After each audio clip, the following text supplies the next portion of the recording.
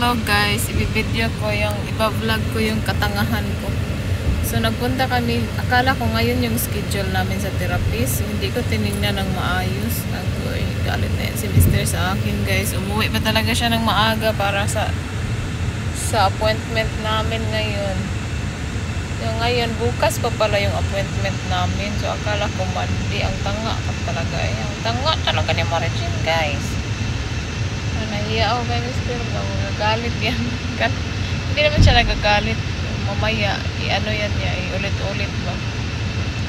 Ayan siya. Nagmamadali kasi yan siya. Galing yan siya sa kanang ano niya, appointment. Ay, naku, bukas pa pala. Akala ko ngayon. Naluluka si Marichin. Hindi talaga tayo maasahan ba.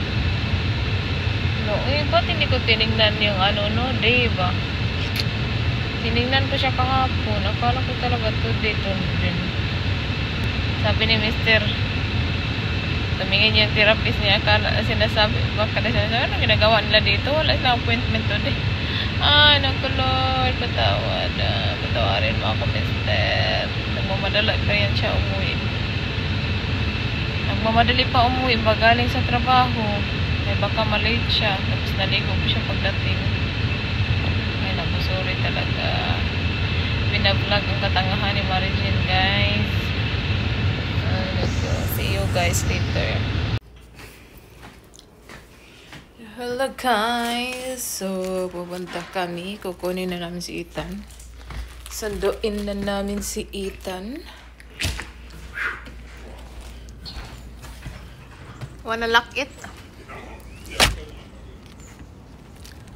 Oh, I don't know if he gonna come out here. Dala ako ng ni Ethan guys. No, buyog. Slice bread. Hintay ko lang si Mr. So, di pa rin ako nakamove on sa guys. Ginawa ko. See you later guys.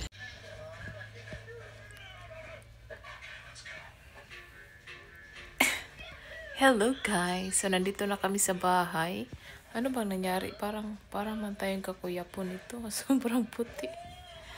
So, nandito na kami sa bahay guys. Pinapatulog ko lang si Ethan dahil baka punta kami sa school ng aking mga anak.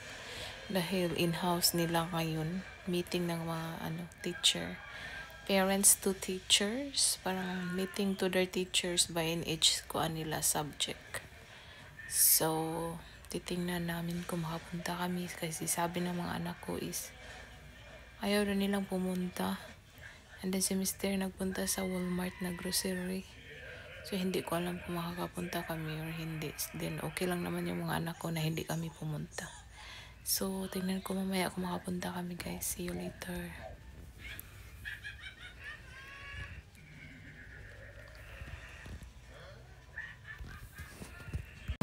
So, si Mr.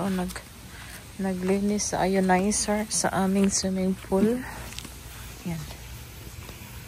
So, ipakita ko sa inyo yung ating ito ba? I-harvest ko to mamaya. Siguro, nagkuyos na siya. Kailangan ko na siya nagkuyos na. Nainitan. Biskut. Nagkuyos. Sayang. Kukunin natin yan. Kukunin natin yan. Ripe na yan. Ito, yun. Araw ba ni siya ikuan? Kanang caterpillar. Manarikuya siya sa kainit. You need help, Masban? Ay, dapat i-harvest na rin ako ni Kuyos. Alam ko anong ni Kuyos sa ayan ni Kuyos sa nagipaak siya ko caterpillar. Ginawa ni Mr. kahapon yung caterpillar dyan. So, ayan. Ito. Kunin na natin to kasi sobrang init. Kuyos. Hindi ko kasi siya kinuha. Naghirapan ako dyan Mamaya ko na yan kunin. Ito, ilagay natin siya dito. Muna.